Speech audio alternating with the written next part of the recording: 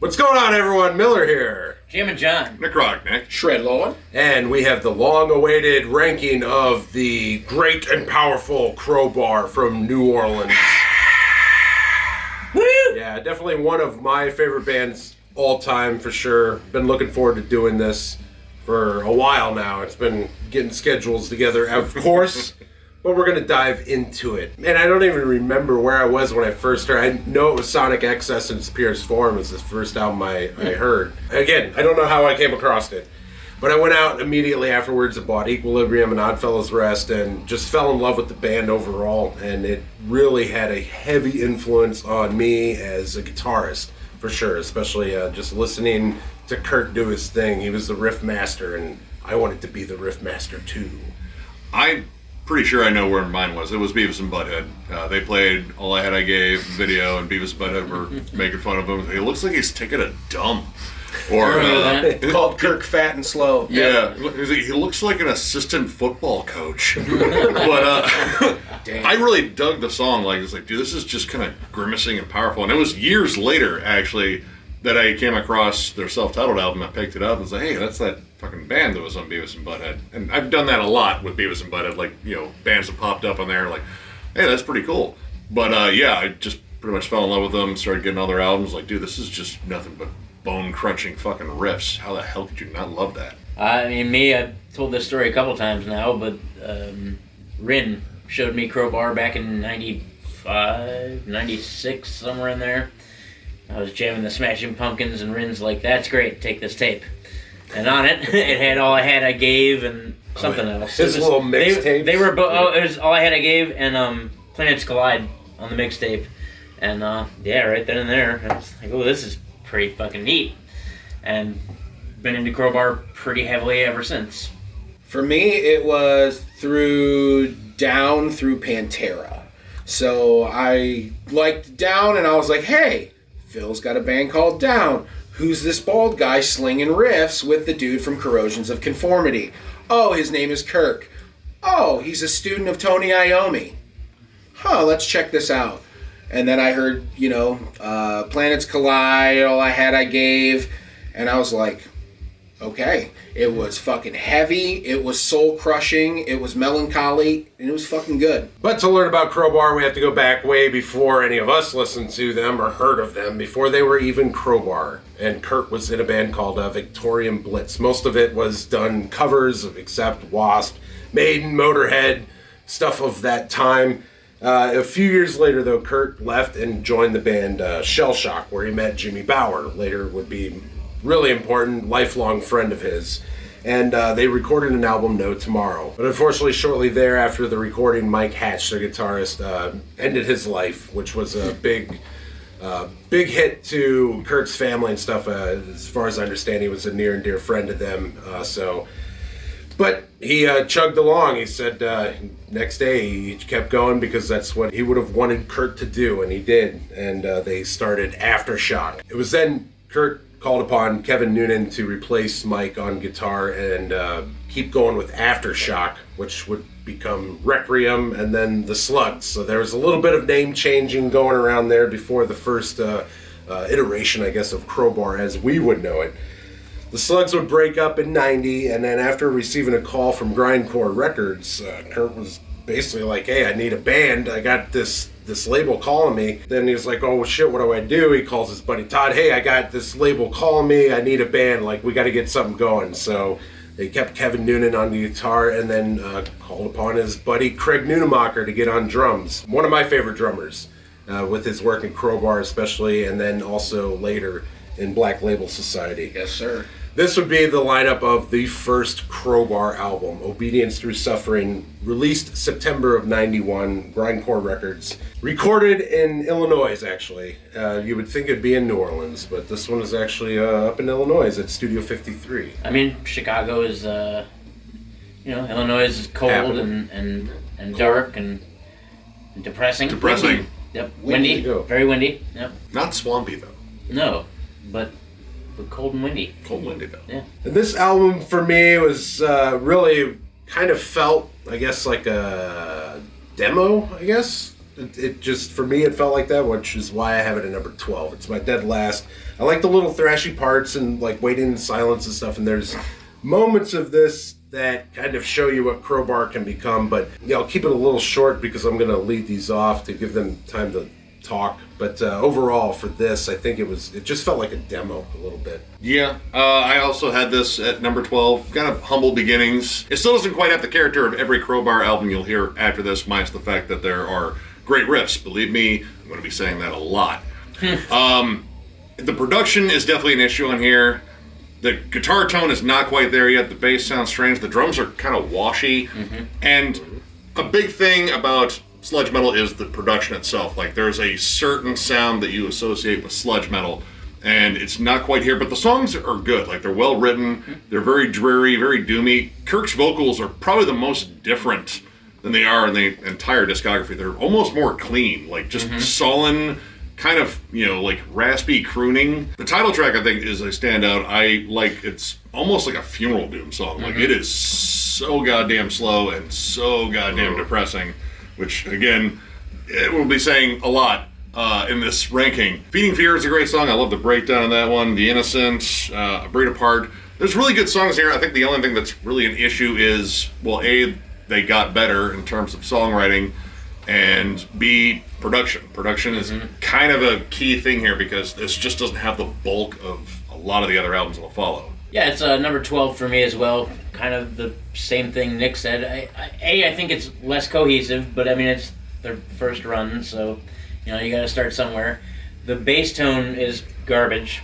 Let's just be honest. It sounds like someone flicking a doorstop. It's your first run. Obedience Through Suffering, the title track for the album, I think is the closest to what they would become later. You can definitely hear parts of modern day Crowbar and Crowbar even after this in that song, so it's like you can hear kind of where the start is. Four Walls is good, Feeding Fear, The Innocent, the riffs are all great, and you're going to hear that a lot. I'm going to say it a lot. We're all going to say it a lot. It's at the bottom because I don't think it's quite what Crowbar was yet. I think they were still searching for their sound at that point as well, so yeah, 12 for me. I'm a little bit different than these guys. I didn't put it much higher, but I put it just a little bit higher.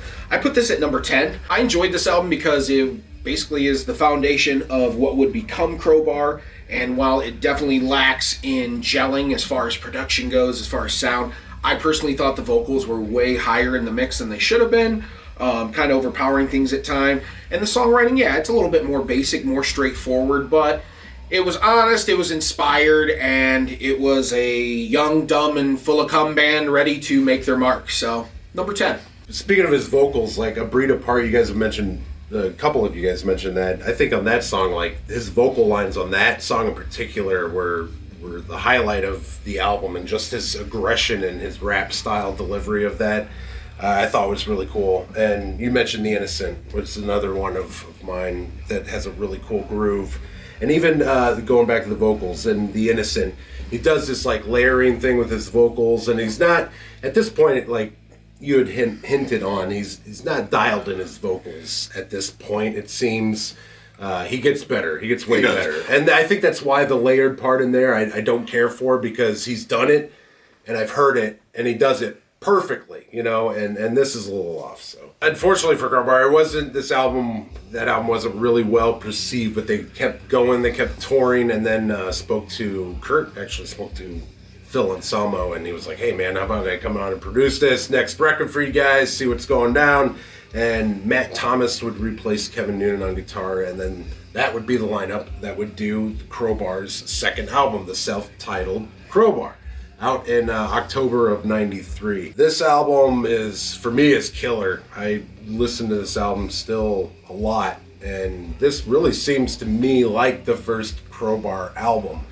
Whereas I thought Obedience was more of like a demo, kind of like scratch track idea type thing. This one has a lot of my favorite songs: Fixation, High Rate Extinction, Self-Inflicted, Negative Solution, and the No Quarter thing, the Led Zeppelin thing, is probably one of my least favorite songs on here, to be honest. And it's a good cover. It's a great cover. Nothing against it. It's just not Crowbar that I like, because there's so many other good killer songs that they wrote on It's here. no Dreamweaver cover. Oh, yeah, Dreamweaver Fucking cover. Yeah, we'll get there. Not the greatest of their covers. Yeah, like Fixation is top-notch riff writing in my eyes. And Kurt has those slides on the guitars. He uses those slides to really great effect. Going to like riff structure and self-inflicted, you get a little more thrashy feel to it, and maybe it's because Phil's on it that it's got to be a little bit more thrashy. He's only on it, I think I can only hear him in the verse of that, where he's doing that typical Phil spoken word, echoey thing. What are you talking about? Yeah. And then Negative Solution, like the little drum intro to it, and then I'll shut up about this because this album is my number 3 Crowbar. I had this at number 4. This album has stood the test of time for sure. I've heard this album a lot over the years. Yeah, High Rate Extinction, Fixation, Existence is Punishment, Holding Nothing, that doomy kind of sludge grind that they get into. I think that the production is definitely better. This is where the beef and the chunk starts. Remarkably consistent album. All these songs whoop ass. What a difference a year makes. You go from Obedience Through Suffering, where it sounds more like a demo and the band's not really sure what's going on, and just a year later you released this, and now you're like, okay, here's Crowbar. Yeah, number 4 for me. Really, all these albums are awesome. Number 4 is loose. Could be number 3. Could be different, but yeah, I've always liked this album. I will continue to like it. Number 4. Number 3 for me, I love this album. This was my first Crowbar album, so yeah, I mean, there's the nostalgic factor, but there's also the factor that this is where Crowbar comes in their own. You have the heft behind the riffs now, and Jesus Christ, they're good. I mean, All I Had I Gave is a fucking absolute classic. Existence is Punishment. I mean, we're pretty much going to have sing a lot of the same songs. High Rate Extinction.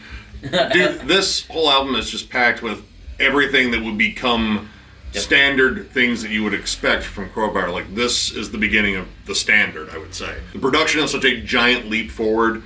This sounds massive. It sounds both miserable and aggressive now. You have like the more D-beat hardcore sections that start to pop up a bit, and Crowbar does that exceptionally well. It's like really depressing hardcore, which is the exact opposite of Hatebreed.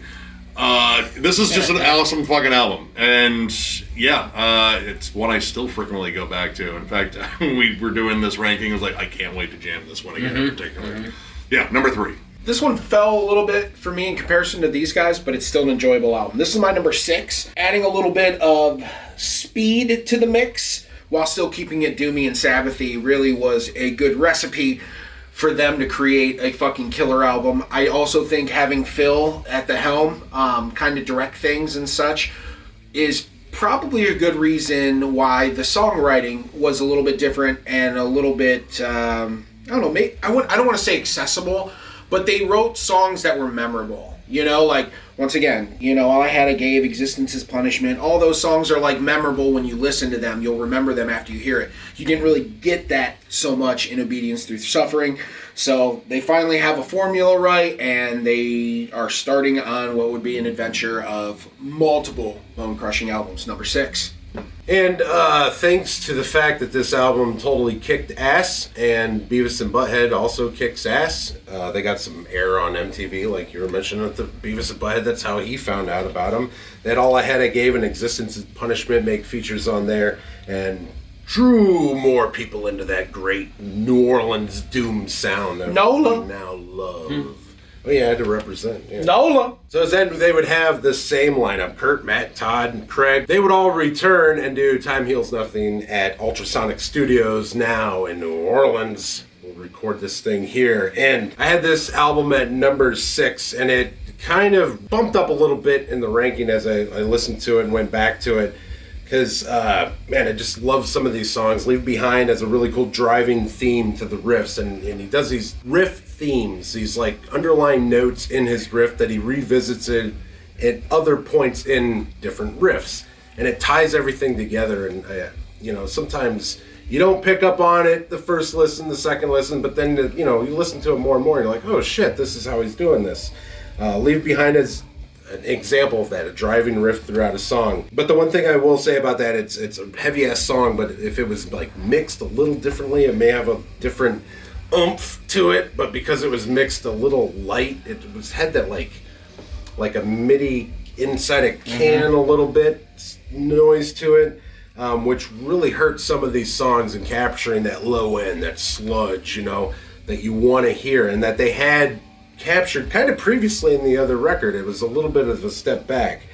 Still I Reach is a killer tune, Embracing Emptiness. The later half of the album really was a little bit more of an enjoyable listen for me personally. So that's maybe why I bumped it up a little bit and why I have it at number 6. I have this at number 5. To me, this and the self-titled probably could be interchangeable. The reason this probably gets the number 5, not over number 6, is the song Embracing Emptiness is one of my favorite Crowbar songs ever. It's one of those ones you listen to in the dark when you're by yourself and cry it out, you know what I mean? Hate your life. But no, I think this continues on the same path as the self-titled. You even get a little bit more melodic when it comes to Kirk's vocals. Just overall, to me, I just felt like this album was just very similar to the self-titled, but just a little bit, a snail's pace more inserted in as far as, maybe some different melody ideas with vocals. Certain things are slowly starting to make their way into the core sound as well. So, number 5. This one kind of fell a little bit for me. This was my number 9.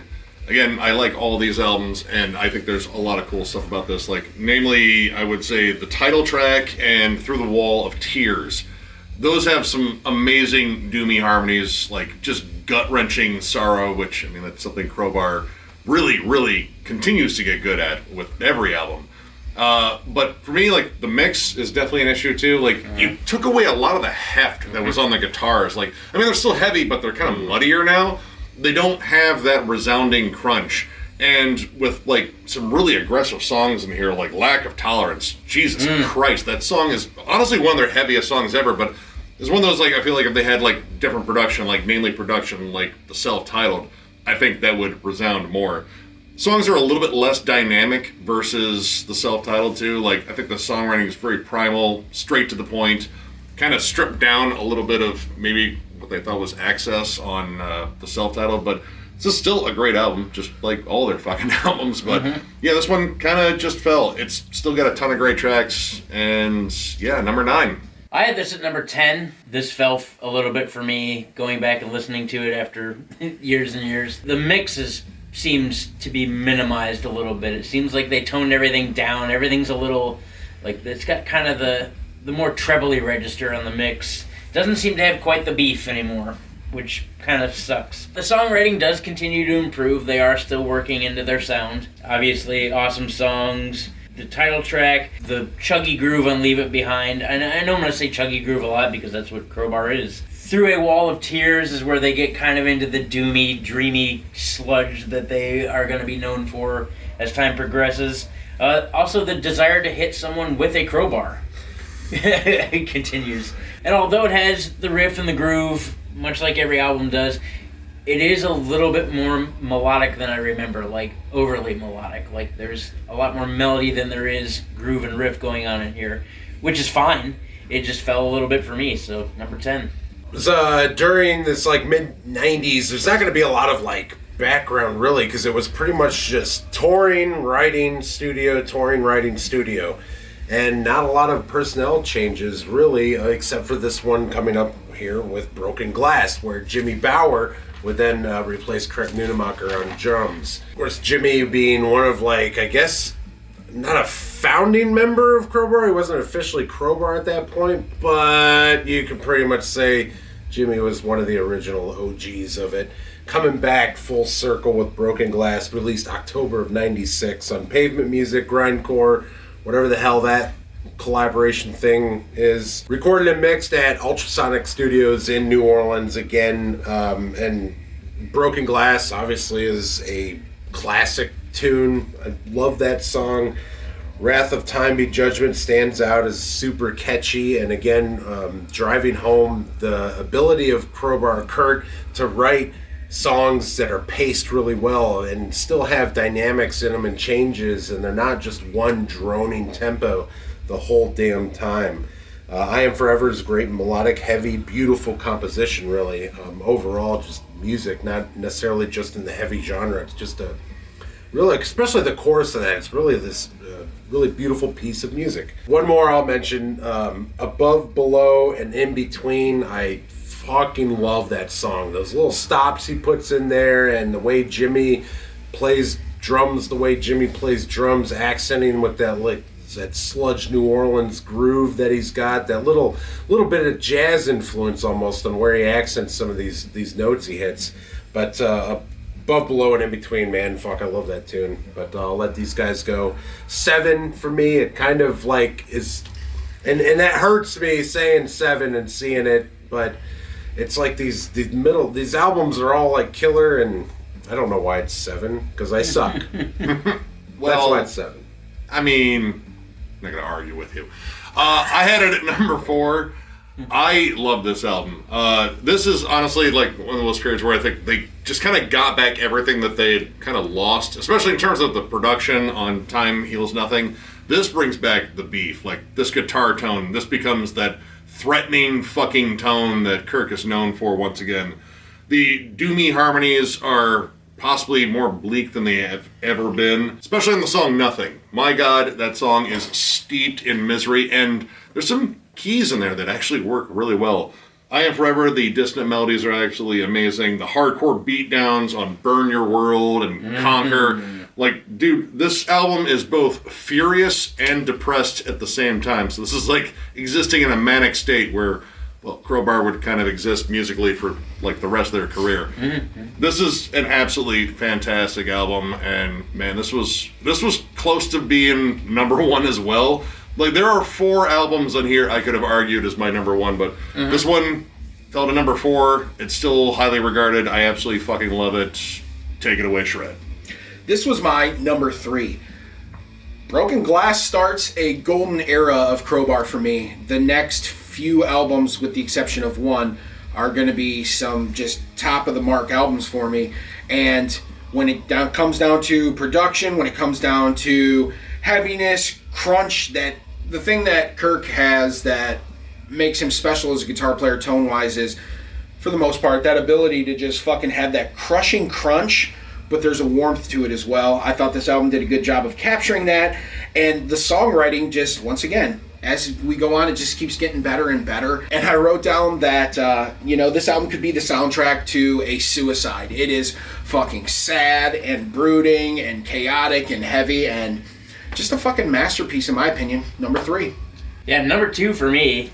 Much like the title track Conquering, this record conquers all. It's like a culmination of all of their sound and everything they put forth into the band from this point forward. Like, they've found their groove. You remember back when you could give your computer aids for yes. downloading songs off of either random websites or Napster, I think. LimeWire. LimeWire. There it is. Yeah, That's where I get my computer aids. Yeah.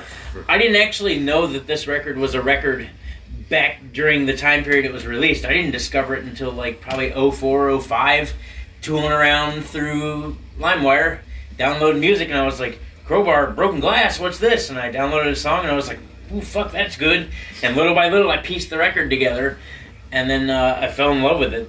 Can't Turn Away from Dying, that chorus riff is full of earworms. Above, Below, and In Between, I would love to cover that song. Those are some of my favorite Crowbar riffs ever. The record pounds through and through, so much chug and groove, and even in the melodies this time, that still just packs a fucking punch. This record is a beatdown, and I love it. The short amount of time between Time Heals Nothing and this one, too, is like, man, you guys just came out even more invigorated. Yeah, and how do you do that with touring nonstop? You release a record, you tour nonstop out of it, and then what, a couple months later, another record that whoops ass that you tour nonstop. That's how you did it back in the day. Yeah. Right, Hurts the man. Right, that's how it should be done still, but, you know. He doesn't have time to fuck around, man. Ain't nobody got time for that. I gotta go check on my riffs to see if they're all right. The riff farm. Yeah, pretty much. He owns the riff farm. All of them. Tony Iommi owns the riff farm. I think he allotted some land towards Kirk. Like, listen, He definitely is a franchisee of Tony Iommi. Yeah. 100% an official franchisee. And all of these tours that we're talking about, the relentless touring schedule of Crowbar, they did a lot of it with Pantera. So after this album, 97 would be where you would get Pantera home videos. You'd see all the back scenes kind of things, while the antics, mainly the most infamous, I guess, would be Incredible Hulk Kirk, whatever. Incredible Kirk. Incredible Kirk. There you go. But shortly thereafter the release of that Pantera Vulgar Video 3. Crowbar would release Oddfellows Rest in July of 98 on Mayhem Records this time. And also the great addition of Sammy Duet from a band I love, Acid Bath, and another band I love, Goat Whore. This was a killer addition to an already killer band and writer with Kurt. This is just a really good combo of like New Orleans at its best. It's like a supergroup almost, but it's Crowbar. You have Jimmy returning on drums, Sammy on the guitar. It's a killer lineup. Planets Collide, absolutely classic. Haunting, tone, melody, everything about that song is killer. For a lot of people, that's what really got them into Crowbar, even was Planets Collide and hearing that song. I enjoy the more up-tempo Crowbar songs, so December's Spawn really didn't resonate with me very well. But New Man Born is like the best two things in music, period. Like music in general. Kurt riffing his ass off with some killer shit, and Jimmy on a fucking cowbell. I mean, that's why you get a number one album. You put Jimmy on a fucking cowbell. That's how you get number one. Kurt knew that, and he did it. Shattered Pieces, another one. I love the frantic, kind of fast beatnik pace of it a little bit, and it still grooves out hard as fuck toward the end. But yeah, number one. That's how you get number one. Put Jimmy on a cowbell. It's number one for me too. Planets Collide. I think we're all gonna suck that song off. Yep.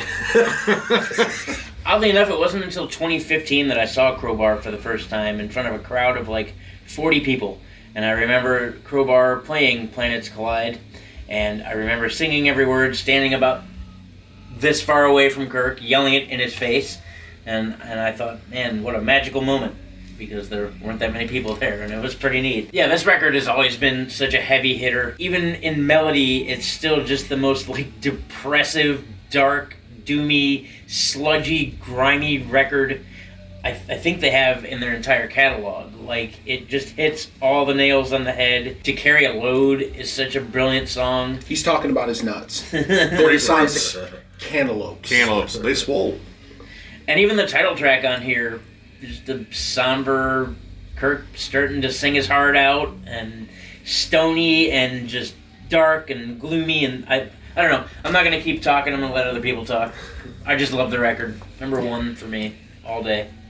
I also slob on the proverbial knob of this album. From the moment the harmonized guitar starts in the intro, all the way to the end, it is downright fucking whimsical. It is a magical album to me. When we do reviews, I try to save the word masterpiece for like albums that really deserve it. It's like when people say love all the time and they don't really mean it. That's a whole other conversation. But I'm just saying, like, when I use the word masterpiece, I want it to be special, you know? And this album is a masterpiece. It has a aura or a vibe to it that is unmatched, pretty close unmatched for the rest of their discography, in my opinion. And songs like Planets Collide, you never really had that in Crowbar before. Mm-hmm. And now we have a new element that we've injected into the album, and it's fucking fantastic. So, number one, all day long, all day strong. I have a fever, and the only prescription is more cowbell. So I struggled with this one and another one, and almost to the point where I would say it's 1A and 1B, but there was also like a 1C and 1D too. This is my number two, and I think it's honestly one of their most standout albums, because somehow this is the dreariest album they put out, I think. It is slower overall, like you have a couple of more up-tempo moments, but for the most part, this just drags you through the fucking mud and the grime and all the filth and depression you could possibly handle, and it does it so beautifully. The guitar riffs in here are some of the saddest fucking things I have ever heard. Planets Collide, good thing I loosened up my jaw because we're all taking turns on that knob. It's absolutely beautiful, and that's how it starts. Like, you get this doomy song right out of the gate, and it's a pace setter. The title track, I think, is absolutely beautiful. Kirk's clean vocals on it are haunting. Just, I don't know, absolutely excellent. December Spawn, I mean, I was born in December, and I'm originally sure a good chunk of my family called me the December Spawn, and probably a bunch of other shit. But that's also a really good song. Scattered Pieces Lay kind of does pick up the pace a little bit, but it closes in doomy fucking fashion. This whole album is just about being miserable, and it's literally perfect at it. This is a absolutely fantastic album, and one out of two albums that are the first ones to pop in my head when I think of Crowbar. And a little bit of time would pass. In 2000, they would release the album Equilibrium. They would add Sid Montz on drums. He would only do the recordings themselves, but Craig Nunemacher would then replace him for the touring schedule and stuff. They did a couple tours actually with BLS. Really, this album is like kind of a drop off. It falls to number 11 for me, and it may be because it's kind of bookended by two killer records. Buried Once Again, Euphoria of the Mind really stand out, but I really didn't revisit a lot of these songs. I never really went back to this album too much at all.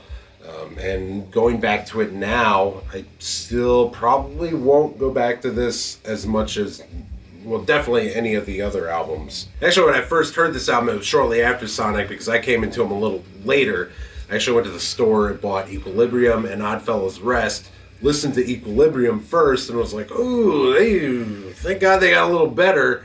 And then listened to Oddfellows, and that became another just instant album that will go to me to the grave, so to speak. But overall, I thought it was just kind of a drop-off for me. It just, production-wise, the songs, it was maybe because, like I said, it was bookended by two really killer things, but 11 for me. It's 11 for me, too.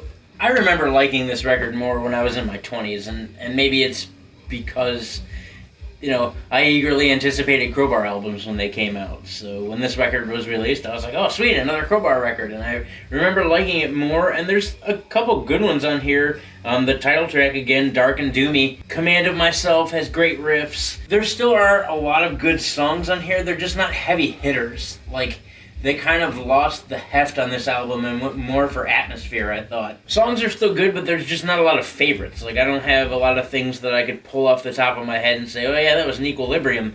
The guitars have a little bit less in the mix. The drums aren't mixed quite as nice. Like, it sounds a little more natural, but I don't think that's a good thing for Crowbar, because everything was just missing the beef.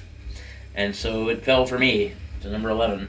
I had it at number 10. This one definitely fell too. I go back and listen to this album, I feel like these are like more down songs than they are Crowbar songs. Like, there's a bit more like Southern rock boogie to some of these, or a little bit more, upbeat isn't the right word for Crowbar, but upbeat as maybe they would get. Like, I don't know, they're just kind of bare bones, riffy rockers. Like, there's not a lot of flash to them. They kind of groove on through. Like, there's some really good songs. Like, To Touch the Hand of God is a really nice piano dirge. It's beautiful. I fucking love it.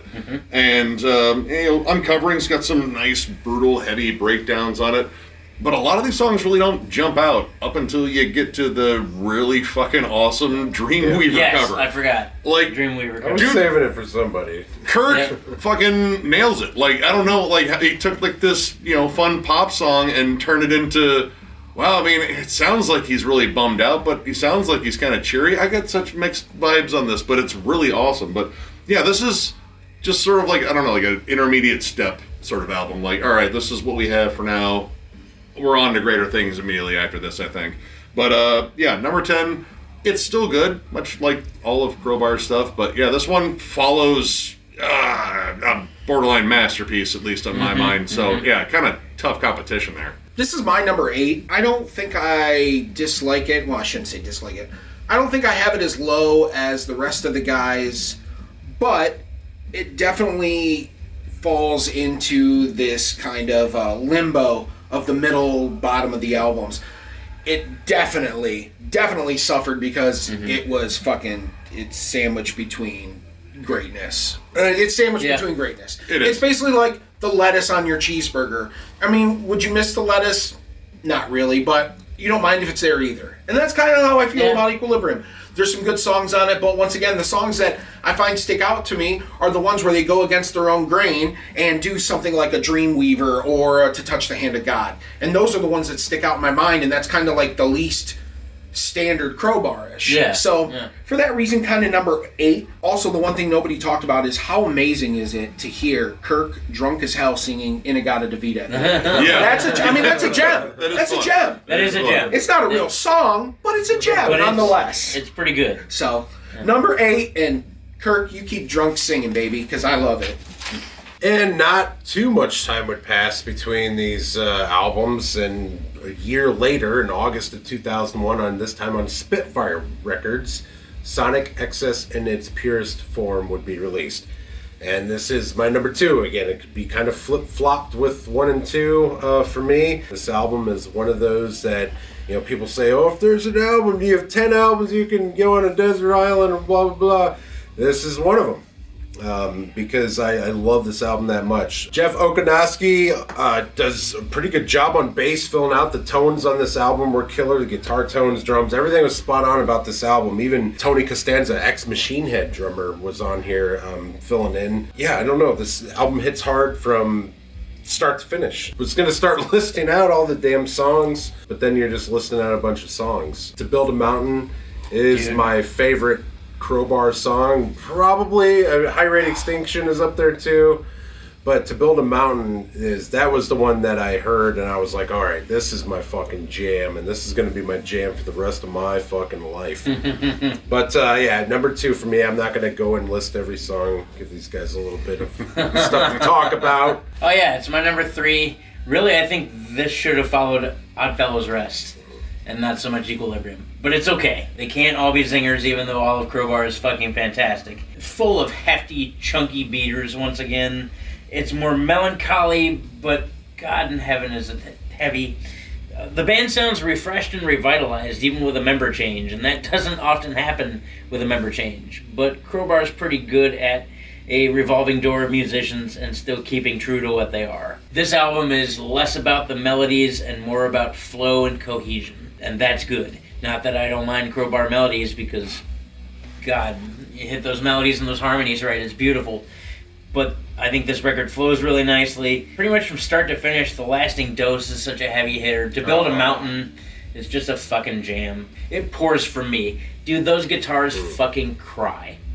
It is depressive and sad and all the wonderful things that I love about Crowbar. Yeah, number 3 for me in this catchy as fuck record.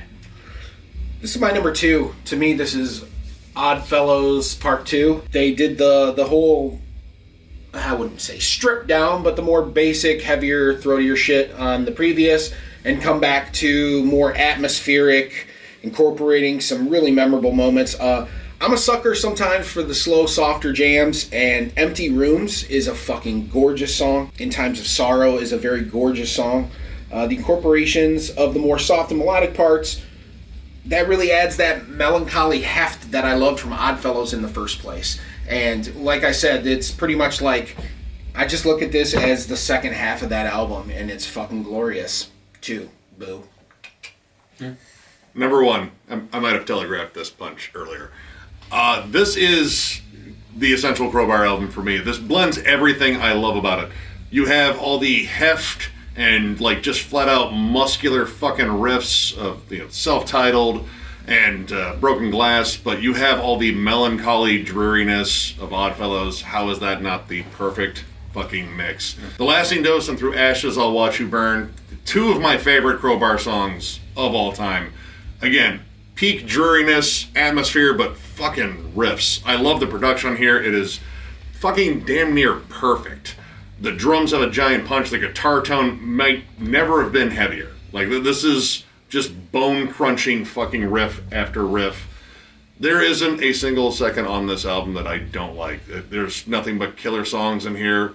Pretty solid variety, too. Like, again, you have these softer, more dreary songs. Like, I wouldn't even call them ballads. They're more dirges. Because there's not an ounce of fucking happiness that pours out of this album. And, of course, all the giant riffy fucking bangers. The D beats kind of come back. You get a little of that hardcore chug in there. It's just fucking massive. I went back and jammed this one quite a bit during this one. I was like, this wins. This wins on fucking everything. Number 1, this is the one I would say if you're going to get into Crowbar, start fucking here. During this period between Sonic and the next album, Life's Blood, released February of 2005, Kurt would do some extensive touring and writing with Down and whatnot, and he really, at that point, didn't have a band or a label or anything. It was only Kurt. So he hired Craig Nunemacher to come and write with him in the studio and record the drum part, and then later he would brought in Rex Brown and Steve Gibb to fill out the band, and man, you can really tell Rex is on here. He's got such a style about the way he plays. It's not often that you have a bass player that has a unique style of play, because most of the time bass is like in there with the drums looped around. It takes a unique talent, I think, to stand out on that instrument. You have your Lemmys, obviously, Les Claypool, Geezers, but Rex is one of those guys that you just know who's playing the bass. The album was dedicated to Dime, but it was kind of like post after it was recorded, because they had the album recorded, and then of course all that shit went down in Columbus. The album starts out with 3 really killer tunes. The first 2 get played a lot live. I know those 2 get played a ton in their set list, but the ending bridge on Angels and Wings, man, I love that ending bridge. It's got some really great stuff in there. It's like perfect Crowbar kind of cohesion there. Coming Down is another one on this album that I like, and really one of the better, slower, ballady type Crowbar songs in their discography, in my opinion. Of course, Slave No More, that's another classic song. They did video for Slave No More, and I'm pretty sure did Sun too. But yeah, number 5 for me. Love this album. I love this album. I loved it immediately. I listened to it the day it came out and was immediately hooked. I remember just having my headphones in and like coming home from the fucking record store and, you know, listening to it. Fell in love with it. This is my number 4 album. I think this is a fucking banger. Chock full of bangers. It may not have the same amount of memorable tracks as other albums, but it still holds a lot of fucking weight for me. Moments like the end guitar solo in the song Lifeblood. Like, what the fuck? That's beautiful. That's gorgeous shit. That's not something you always hear on a Crowbar album. That stood out to me. That made that out. That's one of the things that made this album special for me. I really enjoyed the song Fall Back to Zero a lot. I just think this is kind of an album that flies under the radar now a little bit because of the albums that came after. So, yeah, number 4 for me. I had it at number 6. I dig this album. Honestly, the first thing I noticed as soon as I popped this one in is like, man, that bass sounds fucking warm and just thick. And I was like, oh, it's fucking Rex. Well, that's exactly why. That's why. This is a solid album. I like Slave No More particularly just because, like, it's not like hardcore fast. It's almost thrashy. Like, those are some of like the fastest, you know, most aggressive riffs I think I'd heard from Crowbar to this point. Kind of a bit of a shocker. The title track, Lifeblood, I like it. It's very sullen, depressing. Again, the lead at the end. The vocals on it with all the layering kind of bothers me because it feels like it's a very intimate song and it kind of loses the intimacy with all the extra production stuff on there. But overall, like, the vibe of the song is absolutely amazing. There's a lot of cool like flips between like just slow and just kind of chuggy to like more like up-tempo, like fast and aggressive on here. There's some really interesting flips. I think this is yet another really good one, and again, I mean, it follows one that I hold in such high regard that, yeah, it kind of does fly under the radar a little bit for me, but this is still an awesome album, and it's packed full of everything I love about Crowbar, which is riffs, of course, and, you know, just Crowbar stuff. So, yeah, good one. This hit at number 9 for me. I personally think I got burnt out on this album. When this record came out, I remember listening to this record for months on end, nonstop, over and over and over again. And then I didn't touch it for a long time. And in fact, when we did this ranking, it was the first time I went back to it. And to me, personally, it just doesn't stand out as much as some of the other ones do. Like, the song, The Violent Reaction, I think will be up there amongst my favorites. That's such a wonderful, powerful, heavy-hitting song. The descending riff that's on Moon descends all the way to hell. But outside of those songs and Slave No More, for me, something about it just didn't hit right anymore. And I think that's just personal preference at this point. Obviously, Rex on bass is a good move, but when is that not a good move? Overall, for me, I guess personally, I think having listened to it 200 or 300 times in a row the year it came out just kind of killed it for me. And that doesn't mean it's a bad record. Again, all of Crowbar is good. Yeah, you wouldn't have listened to it 200 times. I wouldn't have listened to it 200 times, 200-300 times if I didn't think it was good. But I really think I just burnt myself out on it. That's why it's number 9 for me. In the early 2000s, Crowbar, it was really like kind of like double duty between Down and Crowbar, it seemed like. So a lot of the stuff was like split up for Kurt anyway. So Crowbar wouldn't release another album for another few years, and in 2011, in February, would release Sever the Wicked Hand on E1 Records, recorded down in Metairie, which is just a little bit north of New Orleans, a little suburb of New Orleans. At OCD, recording and production. Matt Brunson would be on guitars. Pat Bruders from Down St. Vitus would be on bass. Tommy Buckley from Soylent Green would be on Sever. And man, Tommy is a killer drummer. Again, like I said, with Crowbar's drummers, like a lot of my favorite drummers have been in Crowbar. I fucking love Soylent Green. Just want to make that perfect. Throw that out there. Interject there. Let Me Mourn is one that stands out to me as one of my favorite Crowbar riffs in it. Again, super catchy, well written.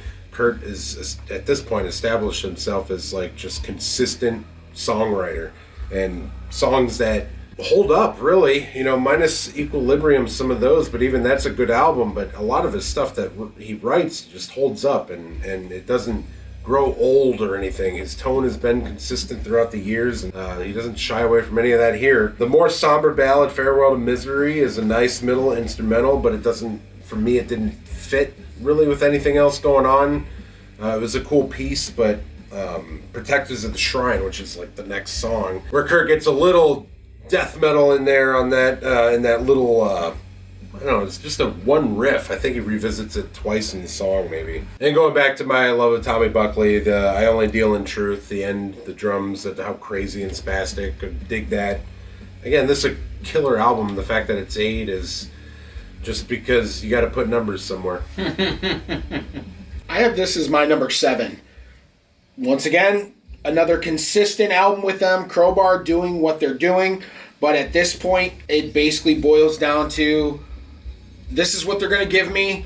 What do I find myself latching onto? I do like songs and excellent riffs, such as Liquid Sky and Cold Black Earth, or A Farewell to Misery. Those are great tracks as well. But besides that, the rest of the album is just kind of there for me. So, number 7. Oh yeah, it was number 8 for me.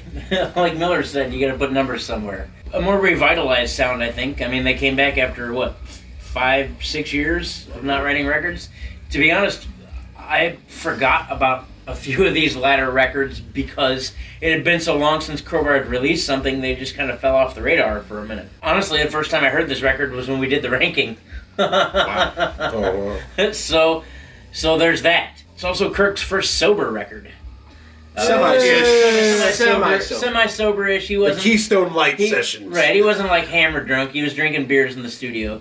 He sounds a little bit more alive, so to speak. Definitely more aggression on this record than anything. In Protectors of the Shrine, it's the first time in Crowbar history that I can think of where there's double kick. Yeah. That typically wasn't a thing for Crowbar.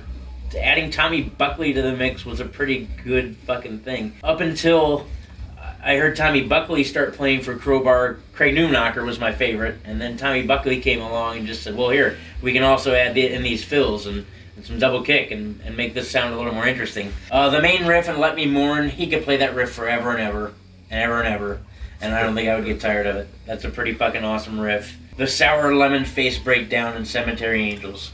Goddamn. Ugh. Dude, I was in the car when I heard it, and I looked over at Jess and I went, yeah. She starts laughing, and I was like, yeah. Turned to the guy next to me in traffic, and I was like, yeah. Dude. Yeah, good record. Number 8, though, just because numbers. Gotta put numbers somewhere. Yeah. It's a good jam, but numbers. I had to put a 2-digit number next to this one. This was my number 11. It isn't as though I don't like it. This one just, it doesn't stand out to me, at least for, great reasons. It checks off all the things that I like about Crowbar. I mean, you have crushing breakdowns like the Cemetery Angels one. If someone didn't bring that one up, I was going to, because it's one of the heaviest moments on here. Liquid Sky and Cold Black Earth is just haunting and dark. But, I don't know, this one, it feels just sort of odd. There's a lot more clean vocals on it, which generally I'm okay with, but some of the melodies just feel a touch off. And there's a lot of themes in here that aren't necessarily centered around the just cold depression. There's some more positive stuff in here, which I don't know. It's good that he kind of got out of the depths and talked about some more positive stuff, or kind of triumphing over the depression and such. But I don't know. It felt very religious too, which was kind of odd. It was the first time I'd say there's almost kind of a religious Cleanse me, thing. heal me. Yeah, I was oh man, dude. It's kind of close to like Christian rock. Well, not quite, because this is actually good. I do like the fact that in Cemetery Angels he does reference building a mountain, so like a self-referential song. I think that's clever, but I mean, this is still a really good album. It's just, man, the competition for those higher spots, it's tough. And this one has, some really good songs, and you guys brought up the ones that are really memorable. I mean, I didn't bring up Let Me Mourn, but Let Me Mourn, absolutely incredible too. But outside of that, this is kind of standard fare for Crowbar, and the longest break in between albums to this point. So, I don't know, maybe there was a little bit of rust to shake off, getting back to it all the time and down. But yeah, this one's still really good, much like all their albums. It's just a little bit lower for me. A very short 3 years later, we would get Symmetry in Black, released in May of 2014 on E1 Records, recorded again at OCD Records down in Metairie, Louisiana. Kurt, Matt, and Tommy coming back. Jeff Golden would actually take over on bass for a very short period of time. There was some debacle going on. I'm not entirely sure what exactly was going on. Either way, he was let go from the band a couple years after the touring in 2016. This one for me kind of fell more toward the bottom of my list at number 10. And I think it was because, Walk With Knowledge Wisely is a killer song. I love that song. I come back to that one. The Taste of Dying hits hard with the Crowbar groove, and Tommy's making everything just sound heavier. And he's really, for me in this album, he's kind of the highlight of the album. Shaman of Belief, Teach the Blind, they stand out. But otherwise, overall, this album just doesn't have as many of the earworms or things that I go back to, or the hooky things that I kind of love about Crowbar. That's why I kind of fell. It was just lacking, minus those few songs that really stand out. And it kind of, what you were saying about the last one, Sever, it was just kind of just there, It's not bad. I'll listen to this album again, but it's not one that I will point out and say, okay, you should listen to this album if you want to get into Crowbar. I have to agree 100% with Miller. This album is just kind of there for me. I remember hearing Walk Wisely with Knowledge and thinking this is a great fucking track off this album. But then, besides the exceptions of the tracks he listed as well, with the exception of, I don't know if he said this, I like the song The Foreboding as well. I thought that was a good track. But other than that, no real memorable earworms for me, and that's why I just sat at number 9. For me, this was number 5. This one kind of came up as a deep cut. I hadn't revisited this album in a while, and I remember I liked it. It's a Crowbar album. Naturally, I fucking like it. But coming back to this one, man, I feel like everything that I felt was missing as far as the energy and Sever the Wicked Hand was on this one. It's darker, it's heavier, it's got more aggression to it. You still have the clean vocals, but they sound way more sullen and dreary. This is just a dark, nasty album, and it kind of gets me back more towards that Sonic Excess sort of sound. It's just bone-crunchingly heavy, and it has a fair amount of atmosphere to it, but mostly it's the aggression. This feels way more focused, way more intent on the beatdown. Let's see, Reflection of Deceit, Symmetry in White. The Foreboding is so goddamn good. There's even a little bit of kind of thrashiness to Ageless Decay and Shaman of Belief. Symbolic, we're probably going to bring up that one because, Heavier in Hell and that Doom breakdown at the end could shatter the fucking planet in half if played at the right frequency, I'm sure of it. Yeah, this is honestly the one that kind of surprised me out of all these because, again, I hadn't listened to it in a while, and man, it came back possibly stronger than it ever did because I bought this the day it came out and was like, hey, this is good. Come back to it now, I was like, no, this is a legit fucking sleeper. Oh yeah, it's also number 5 for me for a lot of those same reasons. It's super fucking chunky and chuggified and very aggressive. And not so much aggressive as in speed, but aggressive as in heft. Every song just kicks ass. Walk With Knowledge Wisely, it's actually super heavy live. It's heavy on this record, but when you hear him play that live, it's just god damn. Ageless Decay, the riff on the verse is just absolutely devastating. And Symbolic Suicide, not only that doomy ending, but again, still weird to hear a straight double kick in a Crowbar song. Yeah, The Foreboding is almost Candlemassy. Yeah, 100%. In its doom, dude. Doom. And possibly the best that Kirk's clean vocals have ever sounded. That's true. Not only in their delivery, but in the tone and his key. Like, he's hitting all those notes finally. His cleans sit in a nice register, and they're not like as gruff as they normally are. Like, it's a really clean sounding, clean vocal. They fit so well. The songs are catchy, but yeah, most of all, it's just the fucking aggression. This record is a beatdown. And especially this late in the career, like, how does one man just keep coming up with bone-crushing riffs that are awesome, that work so well into songs? It baffles me how you're going to be 10 records in and still releasing fucking banger-ass riffs. Hashtag Riff Lord. Soul to soul the same. And we're going to be kind of going back to that every, like, 2 or 3 year thing, album release, at least for a little bit here. The Serpent Only Lies, coming out in 2016 on E1 Records. Todd Strange would return on bass, and I'm a big fan of Todd's playing on all these records. And this is my number 9, and it's, again, kind of like putting numbers somewhere. I like this album. Plasmic and Pure is menacing as hell, and the riffs on that, everything in that song, the riffs, the sound, the atmosphere, everything about that song fits really well together, and it's one of my favorite Crowbar songs all time. The title track has a really, really good chorus to it.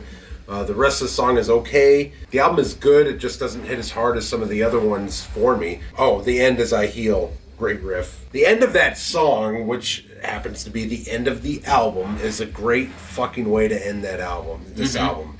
It's just a stereotypical badass fucking Crowbar riff that's just going to ride you off into the sunset, even though the rest of the album kind of didn't hit necessarily all those badass Crowbar riff notes. And it wasn't that he didn't, obviously. It was just didn't happen as much as some of the other albums. So it's not a bad album. It's a great album. But it's number 9. I mean, it's number 7 for me. I like this album. I like that there's like a little bit of extra warmth to the production. Like the guitars, there's a little bit of the crunch, just a little bit taken off, like kind of fill it out with warmth. Todd Strange's bass tone sounds fucking lovely on here. The title track is awesome because you get that hardcore D beat and then you get the doomy descending chorus. It's a great fucking contrast. But the ones that really stood out to me were the songs Surviving the Abyss with that beautiful fucking opening riff. It is the most stoner metal riff I think he's ever played. Like, that song just skipped over the fucking swamps of Louisiana and went right for the fucking desert. It's almost kind of like Sleep or High on Fire. And I love that song. I mean, you get the good crushing breakdown at the end, but it's the whole sort of like, you know, desert rock vibe of it. And Song of the Dunes. More of a dirge, cleaner tones. It's a little bit different. Like, you get all the chugginess all throughout the rest of the album. But this one, it kind of just, I don't know, feels sorrowful and, mournful and all the depressing emotions and words I can think of, but just in a different way. It's good. It does repeat a lot of the same dynamics, which is why I had to find like some really good standout songs. But, at this point, super consistent discography. You do have to slap a number by certain things. I do like this album, just like I like all these albums. But yeah, number 7. Oh yeah, I had it at number 6. The first 2 tracks alone just come out swinging. What a way to open an album with Falling While Rising. The gross, sludgy, sliding riff. And Plasmic and Pure, that's another one I want to cover. Make note of that. Okay. I want to 100% cover that song. Write it down. Because that song is fucking awesome. Right. Followed up by I Am the Storm, packs a fucking punch for 2 minutes and 55 seconds. It seems to have found the formula for production at this point. Like you said, they take a little smidgen of crunch off the guitars, but everything sounds clear and crisp and still chunkified to no end. The riffs are super catchy and extra chuggy. Towards the end, I zoned out a little bit on the record. Oh no, that's where I'm alive. But that wasn't a bad thing. And Embrace the Light and The Serpent Only Lies, I think those songs just kind of mimic each other a little bit, so those kind of fell out for me. Repeated. But overall, I thought it was a great fucking offering. And I like, where Crowbar continues to head. And again, all these albums are awesome. I hate rankings. I hate them. This is my number 12. This album is good. However, with the exception of Song of the Dunes, I really can't think of many songs on this album that I would want to listen to by myself. And it has nothing to do with greatness or strength of the album. It's just when you have a band like Crowbar that puts out the same or a very similar sound every album, that's what you're going to do. You're going to find the things within that sphere that you like, and then the things that you just kind of take and leave. This album is just kind of take and leave for me. Not bad, but it definitely doesn't do the same things that the other albums do for me. So, number 12. And it's during this time we would get another kind of extended break because of a global pandemic, of course. It would be about 6 years between that album and the latest offering from Crowbar, Zero and Below, released in March of 2022 on MNRK Records. This would feature Shane Wesley on bass, who I have seen him, every time they come around, he's on bass. Yep. Killer dude, super nice guy. Everybody in the band is really nice, like especially Kurt. Kurt is historically known, him and Jimmy, at just being two of the greatest dudes you'll meet. Yeah. But everybody in the band at this point is like really approachable. They're all super cool dudes, which makes you fall in love with the band even more. The Fear That Binds You, right off the bat, Chug City. And I kind of went back to my notes from when we did this review and went through stuff. And I've listened to this album a lot since then. And it's really kind of gone up in the rankings, in Crowbar rankings for me anyway, which is why I have it at number 4 for me. Confess to Nothing does that slow Crowbar ballad thing really well. It does a great job still of transitioning into the faster stuff, and even smoother than some of those points that have happened in the past Crowbar albums. Something about this, he's got it really kind of his songwriting really dialed in at this point, and everything just kind of flows, has a really good flow to this album. Chemical Gods was a great single to come out with. It just packs a huge punch. And Bleeding from Every Hole, thrashy as hell. I still feel like he What a got bass that intro. He got that on loan from Cannibal yeah. Corpse. There's no way. It's like, we didn't use this one. Like, okay, I'll bleed from every hole. Why not? And it's still like, even in their thrashy moments, at the end of that, it's just groove fucking city. It just disgusting. hits so fucking hard. So yeah, number 4. And this album it keeps going up in my list. I think it'll stay comfortably at number 4, but it's a pretty good album. I love it. Zero and Below. I had this at number 7. When this record came out, I didn't get a chance to review it with you guys, and I was upset, but I remember saying back then how I thought it sounded like early Crowbar, and I still believe now that it has a lot of tropes of early Crowbar. I got reminded a lot of stuff off of like Broken Glass and Oddfellows Rest and Sonic Excess. It just had kind of that old feel to the aggression. Slow, sludgy, and chunkified. Every now and again there's D beats, but it just harkened back to, for me at least, to the early times of Crowbar and the reason I started getting into them. And the verse riff and The Fear That Binds You, the verse riff and Evil Is Sacred, those just pound you directly in the balls. Confess to Nothing is a great live song. I've seen them play that many. Well, once. Seen him play it once. Yeah. Seen him play it once live, but it was good. And Bleeding from Every Hole. Yep, that's true. Because of that song. That song's a fucking banger. Once again, Kirk's the man. Just keeps bringing the thunder. This record, the more I listen to it, creeps up in my ranks too, just because it reminds me of my beginning love for Crowbar. So, good offering, and especially to be offering something this awesome this late in the game. Kirk's the fucking man. Enough said.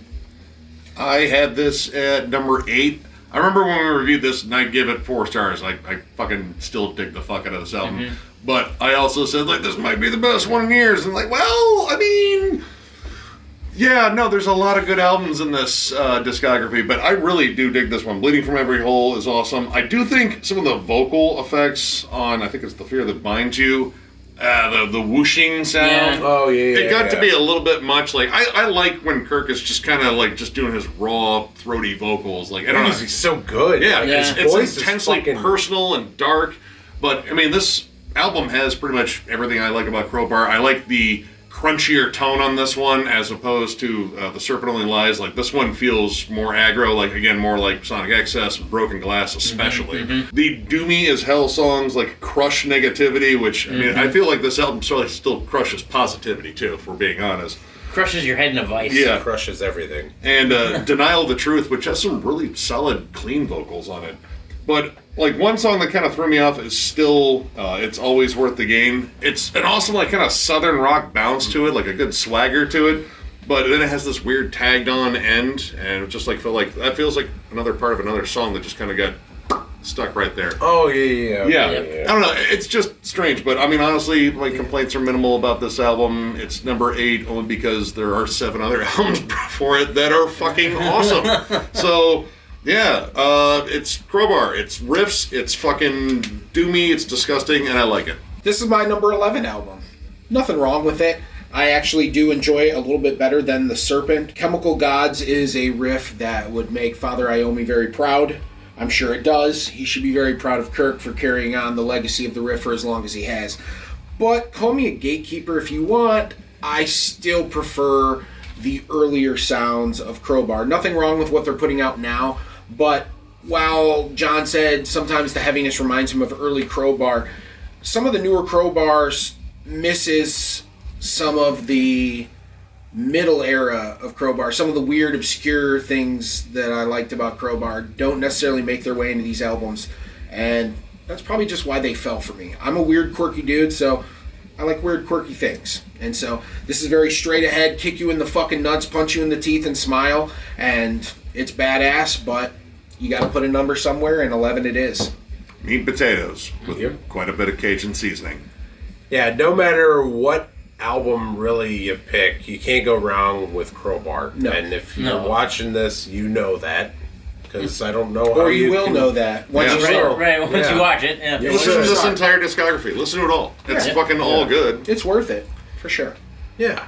All right, and that wraps up this ranking. And the big announcements here is the next batch of rankings that was voted on by our Patreons. What we did was we each individually selected, I think, 4 bands, put it up on a poll for our Patreons, which ones they wanted, and here are the results. Nick?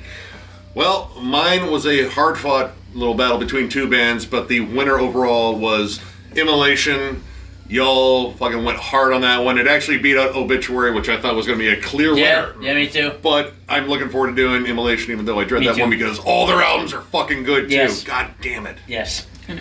My pick was the mighty, the legendary Judas fucking Priest, and I can't wait to make these guys listen to about 18 albums worth of Judas Priest. It's 19.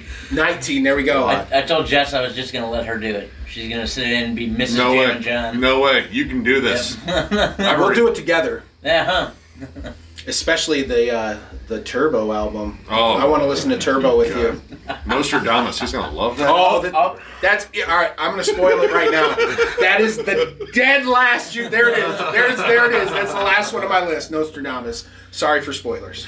Yeah, you guys voted, and it was a pretty clear winner right from the rip. It's time to cover the almighty Black Dahlia murder. Obviously, rest in peace, Trevor. We miss you. God damn it, that sucks. But we are going to go over and rank the Black Dahlia murder.